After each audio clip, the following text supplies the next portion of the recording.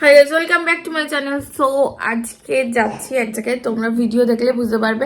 আর আজকের ভিডিওটা খুব ফাটাফাটি হতে চলেছে, কারণ আমরা যাচ্ছি, বলবো না, সারপ্রাইজ। তো চলো তোমরা দেখতে থাকো। আমি রেডি হয়ে গেছি, গোলু রেডি। গোলু আয় একবার। আমি রেডি ফুল। আয় গোলু। গোলু রেডি।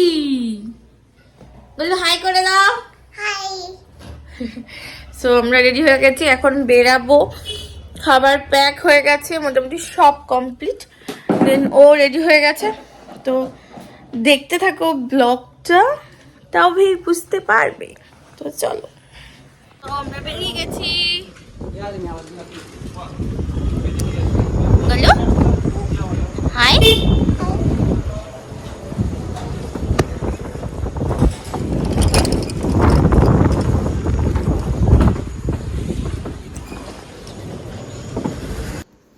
তো তোমাদের একবার দেখিয়ে দিলাম নিকো পার্ক, এটা সল্টলেক সেক্টর 5-এ আছে।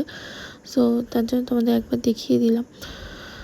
তো আবার চলছে গাড়ি, খুব ভালো লাগছিলো, মজা হচ্ছিলো যে অনেকদিন পর আবার ঘুরতে বেরিয়েছি। আর এখানে ঘুমিয়ে পড়েছে।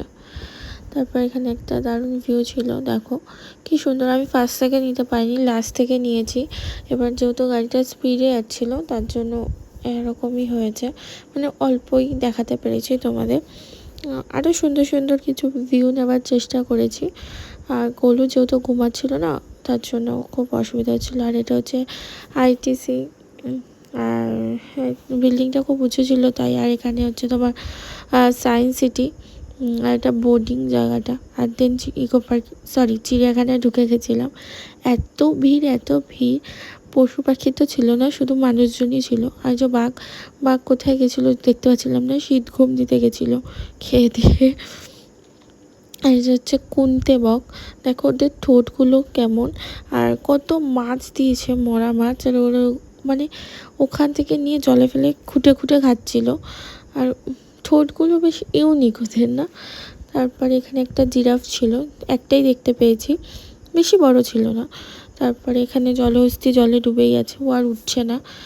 আর মাঝে মাঝে একটু মুখ বের করছে, টুকি টুকি খেলছে। আর এখানে গোলু একদম রেলিংয়ে উঠে বসে দেখছিল।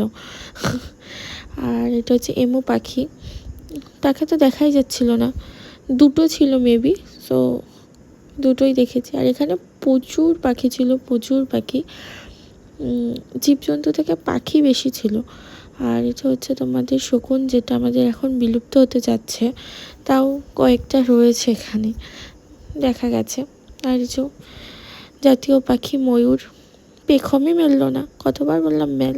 আর এখানে মহারাজা বনের ঘুমাচ্ছিল, তাকে দেখতে পাইনি। আর হাতির পেছন সাইড নিয়েছি, ছিল 2-3টের মতো হাতি ছিল। আর এখানে এটা গন্ডার মেবি, সো নাকে সুর ছিল না, বুড়ো হয়ে গেছিলো মনে হয়। আর কয়েকটা কুমির শুয়েছিল, কুমিরও বেশি ছিল না, এই কয়েকটা ছিল।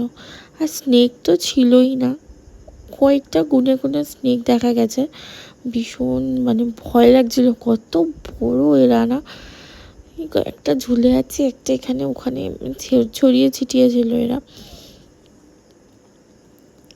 ভয় লাগছিল। গোলু দেখছিল।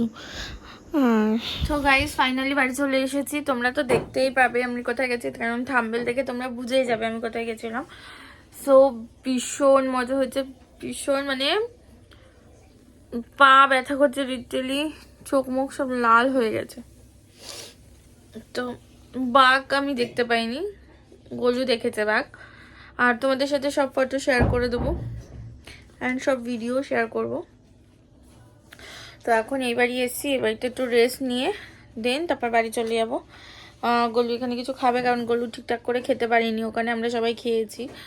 আর গোলু আমাদের মাঝে যতটুকু খাবার ওইটুকুনি খেয়েছে, কারণ ও ঠিক করে খায়নি। তো এখানে খাইয়ে দাইয়ে তারপর আমরা একটু বসে বেরিয়ে যাচ্ছি।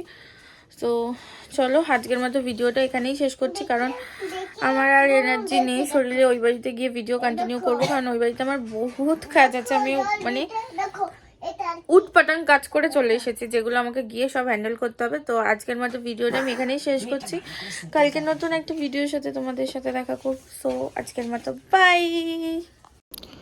আর কিছু কিছু ছবি অ্যাড করেছি এখানে, যেগুলোর ফটো আমার মানে ভিডিও করতে পারিনি। খাবার বনু, গোলু, কয়েকটা মানে হরিণ, বাঘ, যেই বাঘ আমি দেখতে পাইনি এগুলো গোলু দেখেছে, গোলুর পাপা দেখেছে। সো বাই, ভালো লাগে ভিডিওটা লাইক শেয়ার কমেন্ট